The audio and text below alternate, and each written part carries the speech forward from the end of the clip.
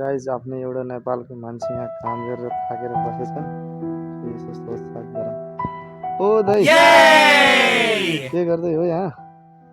बसिरहेको। काम सकियो? काम त सकियो। धेरै थकाइ लाग्यो क्या हो? सामानहरू थियो, लोड अनलोड गर्नु थियो, त्यही भएर अलिकति थाके। खाना खाइयो अनि यसो बसेको, थकाइ लागे जस्तो भयो क्या, त्यही भएर ठक्कै मारेको। कस्तो छ काम विदेशको? विदेशको काम कस्तो हो? विदेशकै जस्तै छ। विदेशकै जस्तै छ है?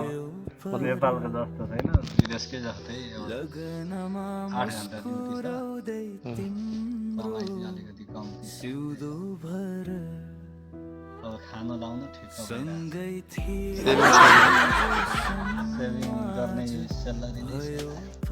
के सोच्नु भएको छ यहाँबाट गएर नेपालमा केही गर्नुहुन्छ कि? नेपाल गएर अब अहिले त सोचेको छैन, आउने सालतिर चाहिँ जाने प्लानै छ। अब नेपाल गएर के गर्नु, त्यसकै छैन, काम छैन है नेपाल गएर? अब त्यही बनाउनलाई कति टाइम लाग्ने हो? हामी त बेरोजगारी नै त्यो यार आगो लाग्दाखेरि त हाम्रो मन यति जल्यो कि हामी खाडीमा भएको मान्छेहरूलाई नै रहेछ क्या त्यसको माया चाहिँ होइन।